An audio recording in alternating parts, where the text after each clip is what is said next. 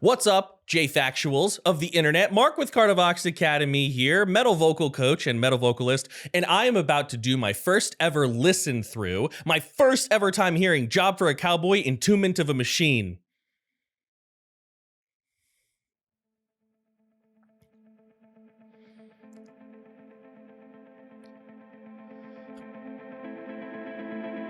And that is what a lie sounds like.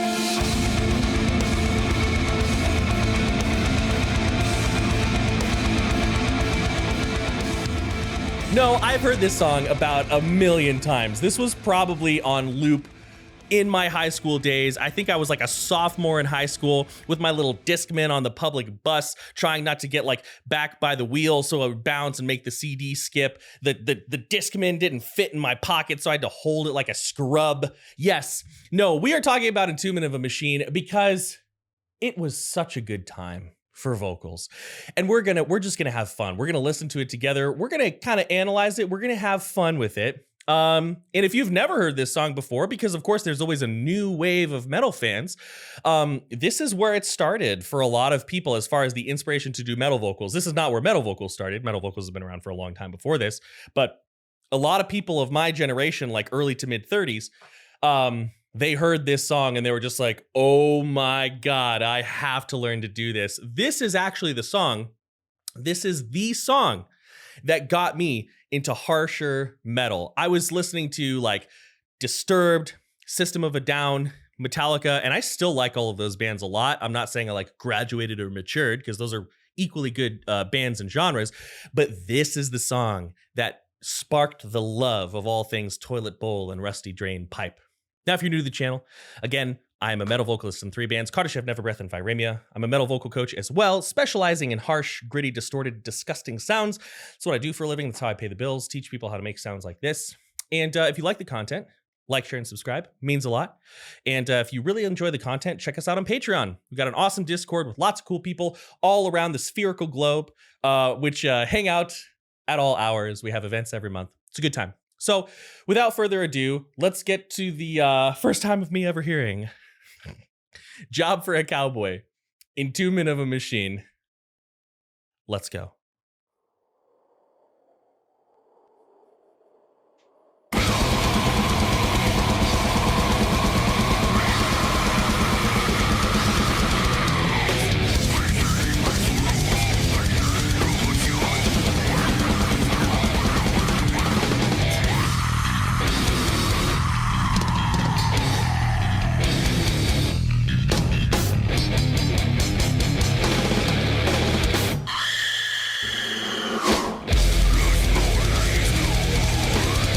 All right, let's go ahead and pause it there because there's a lot of cool stuff to talk about. So first and foremost, when I watch this video, like I'm looking at my backyard, right? Not literally I don't have a backyard. Out of the window, I see a parking lot. That urban life. But this was such a cool time for metal vocals. Like, you got to understand, a lot of us will remember this, and this might be new to a lot of people. This was when This was when people were just barely starting to try to have some sort of way of classifying and quantifying these sounds. People were talking about it here and there, you know, but it was really starting to rise to the surface. Melissa Cross released her Zen of Screaming and Zen of Screaming 2 DVDs, which a lot of people utilize. And back in the day, when this was happening, it was, you just made noises. You went for it. Now, on one hand, I'm glad we don't do that anymore because I know a lot of people who were in bands for like 3 months and then stopped because they absolutely shredded their vocal anatomy because they didn't know what they were doing. They didn't know how to approach it. So I'm glad that's behind us. Most of those people stayed on a local level because they never were able to progress, right? On the other hand, in a way, I do miss the freedom and creativity of that time. Like, you know, there was no like, I am a false chord vocalist. I am a fry vocalist. Those things are important and we should know what those mean. It's okay if you don't know how to do both of those types of screams. But this was a time where you just had fun making sounds that felt natural to you. And God, we had some cool sounds back then. I want to listen to that intro again. And then we got to get that scream one more time. That was so iconic. In an interview, I think it was Brent, their bassist at the time, I think his name was Brent Gibbs. It was their bassist at the time. This band, they all started, he actually said that when they did this, he hadn't even gotten through puberty yet. And after he hit puberty, he couldn't do that scream anymore, which you still could. You could still find ways to do it, depending on your voice type and everything. But let's go back. Let's hear that intro again, and then we're just going to jam out for a little bit.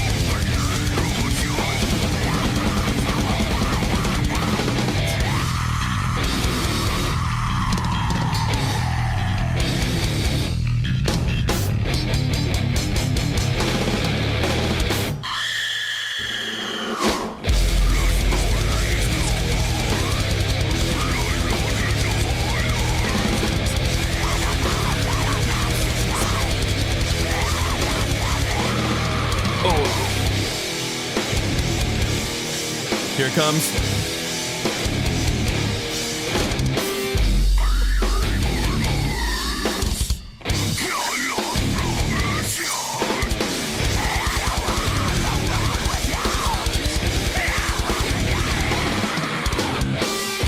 Now, we're still going to try to make this educational. You're not just going to watch me dance around like a goober for 20 minutes. Who wants to see that? I mean, I got to dance a little bit because this song is my high school life. Like, this was it. But let's talk a little bit of technique. One thing that was super common back in the day for making high vocals, and you can hear it with Johnny Davy's vocals here. By the way, Johnny Davy, for my personal tastes, is like top tier, especially on Sun Eater. Like Son of Nihility, however you say that word.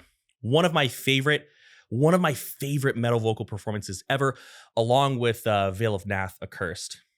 Ugh. Like chef's kiss, right? And he's grown a lot from here to that album. But one thing that was really common in making highs was that you just take a really, really poorly oh my God. People would take a really poorly supported falsetto, and then they would just throw whatever distortion came. Oh God, they would just throw whatever distortion came from it, right? And it does work for a while. A lot of vocalists who did this consistently had vocal issues because you can't, like, I talked about this in another video that I filmed today, but you can't just like sing with a loose, airy tone and make it high pitched. Pew pew. Oh, I'm a master of falsetto. No, like it is a vocal style. It is a space. It is a range. It is a technique. And so if you're taking something that you don't know how to support, a true chord phonated sound that you don't know how to support, and then you're just like, I don't know what kind of distortion I'm going to use, right? You're going to have a hard time. Now, I'm not speaking about Johnny Davy specifically here. I've never spoken to him. He may have had a very strong understanding of metal vocals at this time. Like I said, it was just becoming popular. It's not like the knowledge wasn't there. It was just getting more mainstream. So I'm not commenting on Johnny Davy's approach to vocals. I'm talking about like the meta conversation at the time. So you had a lot of vocals like, and it sounds cool. Like, don't get me wrong. You had a lot of vocalists like your Mitch Luckers, your Ollie Sykeses back in the Pray for Plagues. Not Pray for Plagues. Yeah. Count Your Blessings, Pray for Plagues era, where they would just go, ah, ah, ah, and you would get that sound. And that's the only time I'm going to make that sound today. Otherwise, I'm going to fry my vocal folds. Let's keep going though. This is also an era where like almost everything was more under false chord than anything else. Not everything, but a lot of stuff. Especially with like your burgeoning local bands. Let's keep going though, because there's a lot of cool stuff coming up here. I'm going to go back a little bit. Then we're going to talk about the lows and the mids.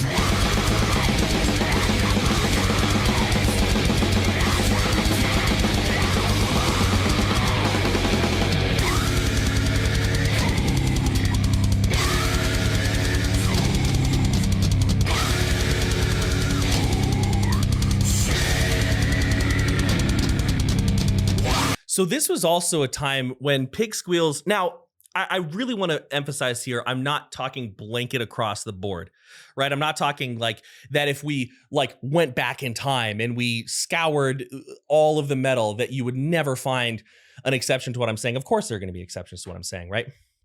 But this was a time also when pig squeals generally were a lower tone. Nowadays, a lot of people, when they're, when they're hyping those brees, they're high, they're piercing. I love both. I'm into both.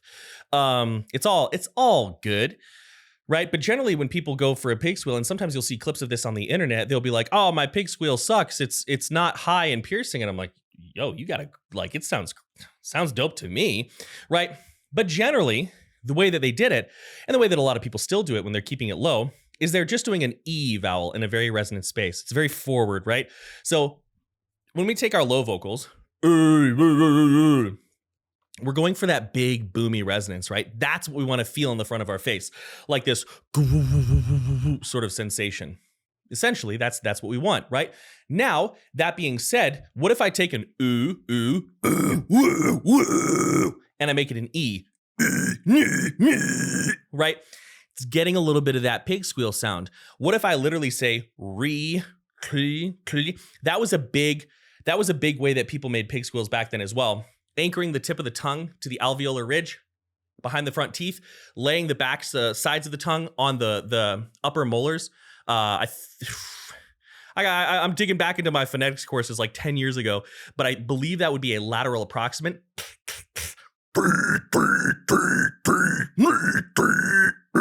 Yeah, that. Or a re. Oh my God. Remember Broken Side? That song, Bree Bree? Oh, dude. Abomination. Just kidding. A little bit. Anyways, going back to, I'm in nostalgia town a little bit. I'll get a little bit more educational. My apologies. When we're making a pig squeal, generally what we're doing is we're just isolating high frequencies, right? Our voice is a stack of frequencies. You can actually see it on something called a spectrometer. If you have any vocal recording software, it's probably built in to the DAW. I don't know if it's in Audacity, but it's in like Adobe Audition and every other one that I'm aware of. But essentially, we're partially occluding the mouth with the tongue. Me.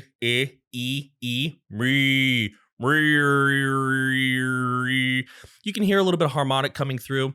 When we apply that to our vocals, you get that kind of brie tone. Now, a lot of times these days when people are going for that super high piercing brie, that super high piercing pig squeal, nowadays it tends to be more of a fry vocal than a false chord vocal. But back then, people were just grunting. It was just grunts. It was just grunts back then. Let's keep going.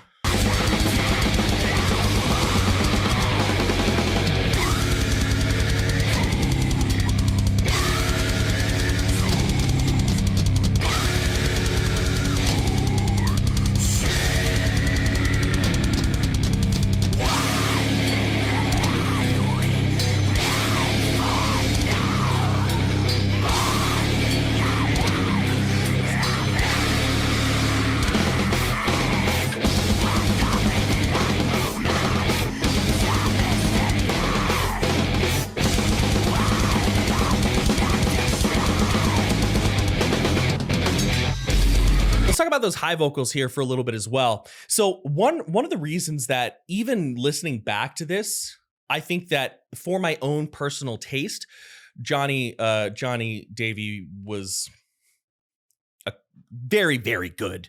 I'll say it that way. Very, very good. A nice non-biased neutral ham, a YouTuber. I don't want to cast shade on anybody. That's a good way of saying it. Very good. Was that he didn't sound like he was overly trying to get his high way up there.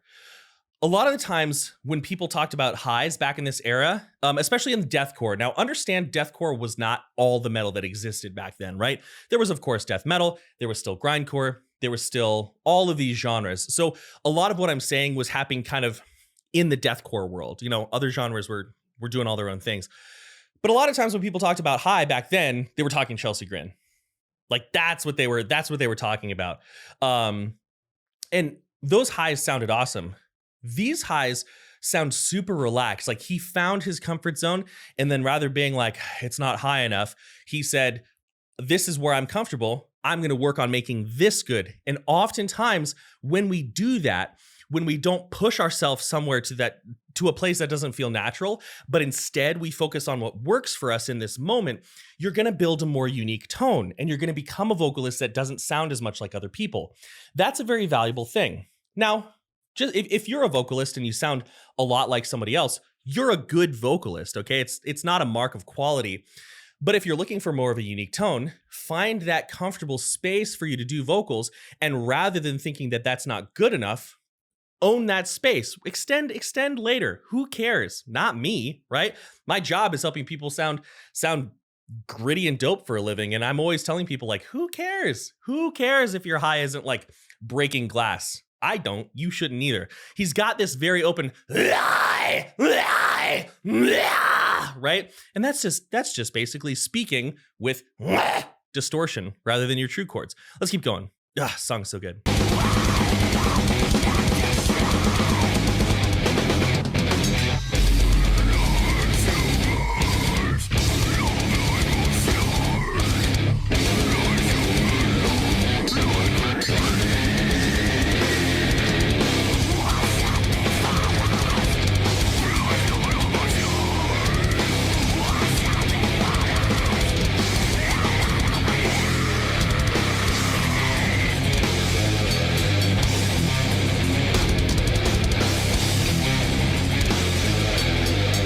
This was my favorite part of the song vocally coming up. This was the part that I would constantly rewind to. Oh, I'm so excited.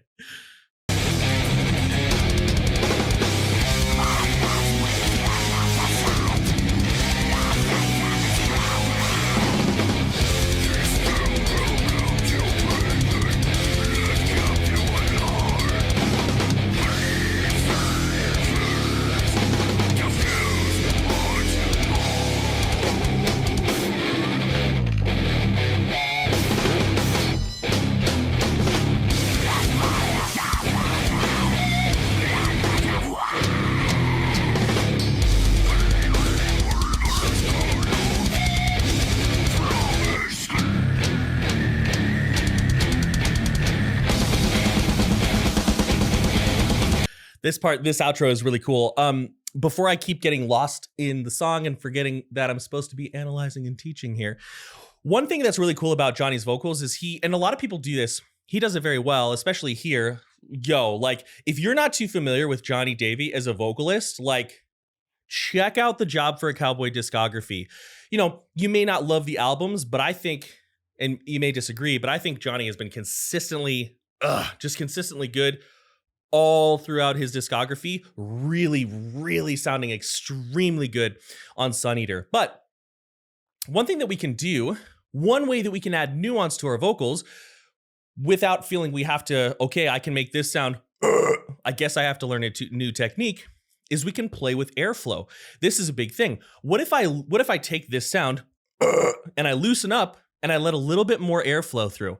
I'm going to do this strategically. I'm going to draw the air down. I'm going to maintain my inhaled posture. Those ribs are going to stay out. Those abdominal muscles are going to give a light squeeze, right? I'm going to get a little bit of downward pressure. But it'd be like if I was using my clean voice and I said, I'm not going to go, right? When I'm screaming, I'm not touching my vocal folds together. That's an example for you to hear the difference in airflow in a more sterile setting, right?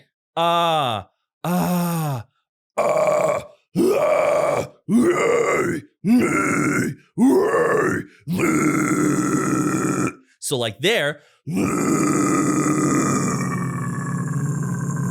little bit more airflow. If I do that same thing with less airflow, again, airflow, less. It can sound really cool when recorded and when layered. Anyways, let's keep going. Something to think about. Play with airflow.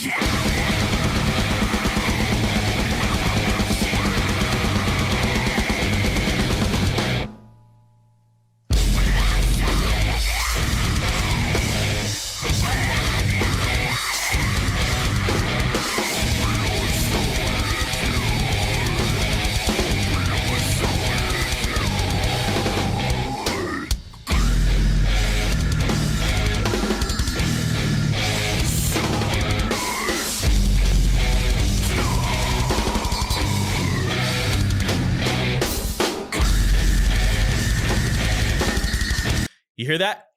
That lateral approximate, anchored tongue to the you don't have to have your tongue anchored to the alveolar ridge for it to be a lateral approximate. It's mostly about the back of the tongue. Sid the sloth.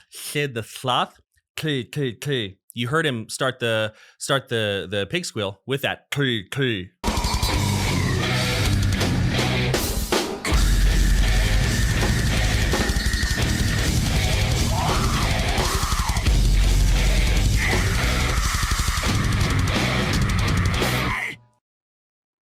What a mighty song. I got to go back and listen to some JFAC a little bit more. That song is so good. So, thanks for going back through time with me to the early days of deathcore when things were very different. Now, I want to say, I'm not trying to say that deathcore sucks now. It's different. It's way different.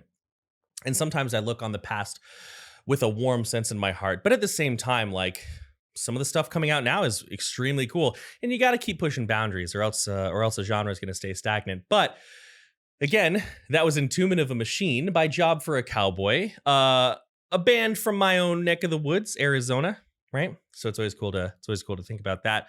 But if you enjoyed the content, if you learned a little bit on how to make those types of sounds, definitely let me know in the comments below. Brings me great joy to know that I'm helping people out. Check out the Patreon if you so choose, but if anything, just the view means a lot to us. Like, share, and subscribe. That's all I got. That's all I got for you folks. I think we're gonna go. Listen to some more Job For A Cowboy. Why not? As I always say, many thanks, much love. I'm out.